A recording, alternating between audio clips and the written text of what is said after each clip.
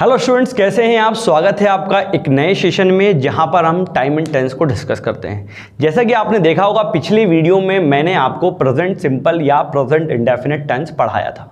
कुछ क्वेश्चंस भी हमने किए थे और एक क्वेश्चन मैंने आपको प्रैक्टिस के लिए दिया था कि they have one the match. इसको आपको प्रेजेंट सिंपल में चेंज करना था, जैसे कि आपने देखा होगा। ठीक है, अब जो लोग पिछला वीडियो नहीं देख पाए उनके लिए बता दूं कि भाई हमने प्रेजेंट सिंपल टेंस पढ़ा था जिसका जनरल स्ट्रक्चर होता है सब्जेक्ट प्लस वर्ब की फर्स्ट फॉर्म, उसमें एस या यस और ऑब्जेक्ट। नेगेटिव में हम लगाते हैं डू या डज के साथ नॉट और वर्ब की फर्स्ट फॉर्म। सब्जेक्ट शुरू में आता ही है और आखिरी में आता है हमारा ऑब्जेक्ट। इंटरोगेटिव में डू या डज को हम यानी कि हेल्पिंग वर्ब को आगे लाते हैं, देन हम लिखते हैं सब्जेक्ट वर्ब की फर्स्ट फॉर्म और ऑब्जेक्ट इन द एंड। ये हम रखते हैं, ये स्ट्रक्चर हम पढ़ चुके हैं। अब करना कुछ इतना ही था। आपको क्या लिखा है, they have won the match यहाँ पर लिखा हुआ है। तो आप क्या करेंगे, सबसे पहले सब्जेक्ट क्या है, दे यानी वे। हैव हेल्पिंग वर्ब है, अब क्या चाहिए हमको, मेन वर्ब क्या है, वॉन। पहली फॉर्म क्या होती है आपकी, विन। अब देखना है कि क्या विन में एस या एस लगाने की जरूरत हमको है। तो देखो, दे सिंगुलर है कि प्लूरल है, दे ऑलरेडी एक प्लूरल सब्जेक्ट है। तो जब सब्जेक्ट प्लूरल है तो वर्ब भी क्या होगी, प्लूरल। और कोई भी वर्ब अपने आप में प्लूरल ही होती है। एस या एस लाके तो उसको हम सिंगुलर बनाते हैं। तो ऐसी है इसकी जरूरत नहीं है। सब्जेक्ट हो गया, वर्ब हो गई, ये हो गया, बचा क्या, ऐसी इसकी जरूरत नहीं है। ऑब्जेक्ट क्या है, मैच। तो क्या जाएगा, they win the match. Way match जीतते हैं, मतलब उनकी आदत है मैच जीतना। कितना सरल था। चलिए अब हम देखते हैं एक और एग्जांपल। एक बात याद रखिएगा कि जो सेंटेंस हमको दिया गया है उसके हिसाब से ही जो है हमको चेंजेस करने हैं। मतलब जो दिया हुआ सेंटेंस यदि इंटरोगेटिव है तो जो हमारा चेंज वाला सेंटेंस होगा वो भी इंटरोगेटिव रहेगा। एक एग्जांपल देखते हैं, जैसे कि मैंने कहा डिड मधु हेल्प यू। अब सेंटेंस को ध्यान से देखिए, क्वेश्चन लिखा हुआ है यहाँ पर आपका डिड मधु हेल्प यू, और हमको कहा गया है कि भैया चेंज इनटू प्रेजेंट सिंपल। ठीक है, बहुत आराम से चलते हैं। अब क्योंकि ये इंटरोगेटिव है, मतलब हमारा जो आंसर वाला सेंटेंस बनेगा that should be in interrogative sentence, interrogative form में होना चाहिए उसको। तो यहाँ पर हम देखें, पहले सबसे पहले डिड लगा है, मधु हमारा अपनी जगह पे लिख लेते हैं अपन, मधु लिख ली। अब देखिए मधु सिंगुलर है कि प्लूरल, तो आप देखेंगे मधु सिंगुलर है, एक लड़की है वो। तो जब हम डू या डज का प्रयोग करते हैं तो आप जानते हैं कि एस ये डज में यस लगा है जो कि सिंगुलर सब्जेक्ट के साथ लगता है। तो सब्जेक्ट सिंगुलर, तो वर्ब भी क्या हो जाएगी, सिंगुलर, डज को आगे रख दिया, डज मधु। अब क्या आएगा, वर्ब की पहली फॉर्म हेल्प, और यू से कोई लेना देना हमारा नहीं है। तो आंसर हो जाएगा does Madhu help you. Structure आप देख सकते हैं। ठीक है, तो सरल है, समझ में आ गया होगा आप लोगों को। एक और स्ट्रक्चर होता है इंटरोगेटिव नेगेटिव का, वो मैं आपको बता देता हूं। डू या डज के साथ सब्जेक्ट प्लस नॉट, वर्ब की फर्स्ट फॉर्म और ऑब्जेक्ट।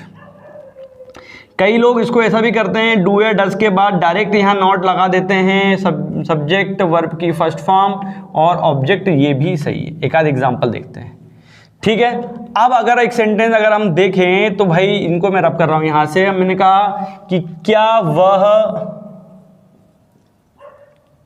पत्र नहीं लिखती है। अब देखते हैं इस सेंटेंस को इंटरोगेटिव नेगेटिव क्यों बोल रहे हैं हम, क्योंकि देखो क्या भी बोल रही है और ना भी बोल रही है। तो क्या वह मतलब क्या है, सिंगुलर सब्जेक्ट, लड़की की बात हो रही है तो क्या लगा देंगे, लड़की के लिए डज शी। नेगेटिव है तो क्या लगा देंगे, नॉट राइट अ लेटर।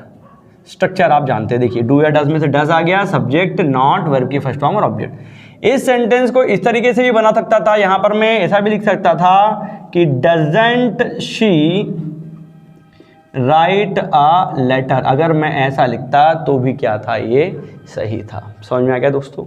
तो अब एक और क्वेश्चन की तरफ हम आगे बढ़ते हैं। ठीक, अब जो सेंटेंस दे रहा हूं वो ट्रांसलेशन का सेंटेंस है, क्योंकि उस तरीके के सेंटेंस मैंने 10th में कई बार आते हुए देखे। देखिए अगर मैंने कहा कि सूर्य पूर्व से उदय होता है, सेंटेंस देखिए आपको कोई तकलीफ नहीं है, आप आराम से बनाइए। रूल आप जानते हैं क्या होता है, सब्जेक्ट वर्ब की फर्स्ट फॉर्म एस या एस और ऑब्जेक्ट, आप जानते हैं इस बात को। तो सब्जेक्ट क्या है, सूर्य एक तारा है, क्या जाएगा, द सन, क्योंकि एक यूनिक स्ट्रक्चर है, द लगा दिया। फिर क्या जाएगी, वर्ब उदय होना, क्या बोलते हैं, राइज। अब सन एक है कि दो है, एक है, सिंगुलर सब्जेक्ट है तो क्या लगा देंगे, एस एस लगा दिया, क्या बन गया, राइजेस। कहाँ, पूर्व में, तो in the east. The sun rises in the east. या इन द ईस्ट ऑब्जेक्ट नहीं है, ये अदर वर्ड है, क्योंकि जगह कभी ऑब्जेक्ट नहीं होती। अब इसी सेंटेंस को अगर लेता हूं मैंने कहा सूर्य पश्चिम में अस्त होता है। अब क्या करना भाई, कुछ नहीं करना। देखिए सूर्य मतलब द सन तो आ ही जाएगा आपका। अस्त होने को इंग्लिश में क्या बोलते हैं, अस्त होने को बोलते हैं सेट। ये सेट वेट बालों में लगाने वाला नहीं है भाई। तो सन सिंगुलर, सेट में लग गया। सेट से कहां पर, इन द वेस्ट। ठीक है, तो ये वेस्ट में सूर्य क्या हो गया, अस्त। सिंपल सा फंडा। ये क्वेश्चन भी कई बार ट्रांसलेशन वाले मैंने देखे हैं, 9th-10th में अक्सर पूछे जाते हैं एमपी बोर्ड में। ठीक है, तो ये आप लोगों के लिए। अब एक एग्जांपल आप लोगों के लिए जो आपको बनाना है, आपको ये बना के दिखाना है मुझे। वर्षा होती है, ये आपका जो है होमवर्क सेंटेंस है। ठीक है, वर्षा होती है आपको बनाना है और मुझे बताना है। ठीक है, फिर कुछ सेंटेंस हम लेते हैं, इनका स्क्रीनशॉट लीजिएगा, मैं रब करने वाला हूं, आगे चलते हैं। आप सपोज करो कि एक सेंटेंस आपको एग्जाम में आया कि भैया कि we will not go to park. ये सेंटेंस आया और लिखा है कि चेंज इनटू प्रेजेंट सिंपल या indefinite. As you all know कि भाई प्रेजेंट सिंपल और प्रेजेंट इंडेफिनिट एक ही है, कंफ्यूज यहां पर हमको नहीं होना है, कुछ नहीं करना है। क्या लिखा है, अब देखिए ये सेंटेंस जब नेगेटिव है, ये सेंटेंस नेगेटिव है, तो हमारा जो आने वाला सेंटेंस जो हम चेंज करके बनाएंगे वो भी नेगेटिव रहेगा। देखिएगा कैसे करेंगे।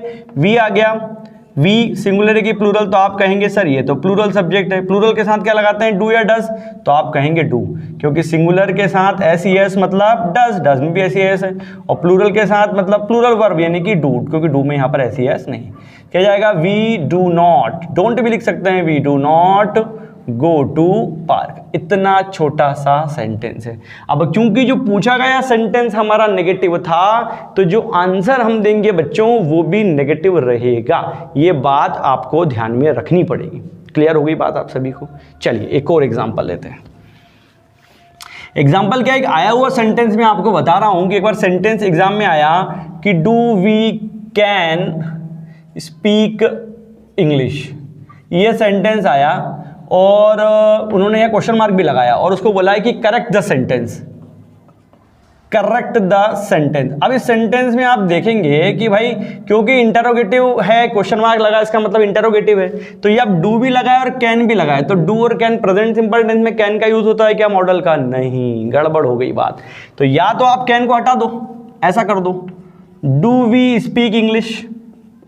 क्यों ऐसा क्यों कर रहे हैं, क्योंकि सेंटेंस में साफ साफ बोल रहा है कि भैया क्वेश्चन मार्क लगाए मतलब इंटरोगेटिव है, तो कैन को हटा दिया। या तो उसको जो है मॉडल से बना लो, डू को हटा दो और क्या कर दो यहाँ पर आपका कैन वी स्पीक इंग्लिश। दोनों तरीके से देखा जाए तो ये सेंटेंस सही होता है, क्योंकि कई बार मैंने देखा इस प्रकार से सेंटेंस फॉर्मेशन के लिए भी आ जाते हैं, सेंटेंस को करेक्ट करने के लिए भी एग्जाम में पूछा जाता है। तो आई होप ये चीज़ें आपको समझ में आ गई होंगी, ठीक है ना।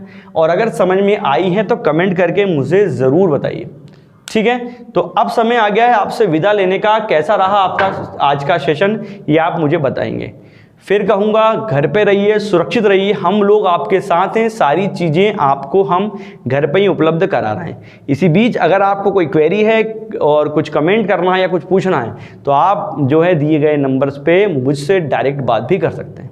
तो अब समय आ गया आपसे विदा लेने का। जय Hind, stay home, stay safe.